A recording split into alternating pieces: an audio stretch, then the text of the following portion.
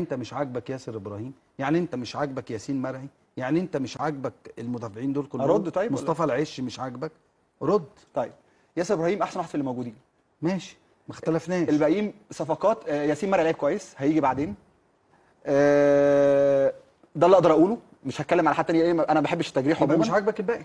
لا، الكره في الكره عادي ممكن حد يطلع يقول شريف حازم ما كانش بيعرف يلعب او كورته، ده على فكره في فرق في تجريح، انا مش هجرح في حد.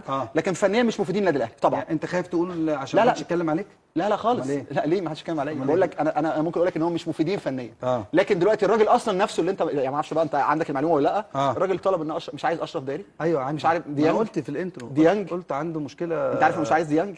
النادي الاهلي عنده مشكله، بيلعب من غير باك ليفت وبيلعب من غير فيرود وبيلعب من غير محمد بن رمضان. هو لحق مش عايز ديانج يا شريف؟ الراجل مش عايز ديانج. مش عايز ديانج، مش مقتنع بالراجل، مش ديانج بالنسبه له مش ما عايز طيب. راجل تاني في نص ما الملعب. هو شعورك وزيزو بيعمل الاسيست وبن شرقي بيحط الكوره جوه الجول. طب عشان بس يعني ما نتكلمش كلام اللي هو انا كطارق السيد يعني. انا ما عنديش اختلاف على مستوى زيزو من ساعه ما شفته اول مره لحد ما يبطل كوره. زيزو لعيب كبير، زيزو عنده امكانيات يعني مش هغير كلامي، لان انا من اول يوم شفت في زيزو قلت ان ده لعيب كبير ولعيب مميز ويلعب منتخب مصر مرتاح. انما ما ده كان بيعمل الكلام ده في الزمالك طيب، وكان بيتقال عليه بالونه، وكان بيتقال عليه بتاع ضربات جزاء، وكان بيتقال عليه بتاع اسيستات.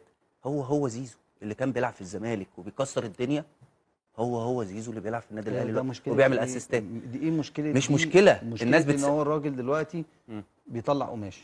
ما هو كان بيطلع قماش ومش بيطلع قماش، ده بيطلع حرير في الزمالك.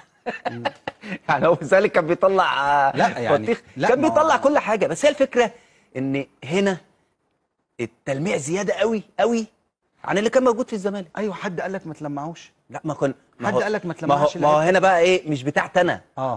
مش بتاعت انا، لان احنا كان كل الناس اللي بتتكلم على زيزو دلوقتي ان هو بيعمل وبيعمل وبيعمل. لا، ده زيزو مش لعيب منتخب، وزيزو مش ما ينفعش يلعب، وزيزو ما بيلعب، مش لعيب ما بيلعبش منتخب، وزيزو لا ده بتاع ضربات جزاء بس، ده زيزو بتاع فاولات لما كان في الزمالك. هي دي الفكره مهيب اللي مش عايزه توصل للناس.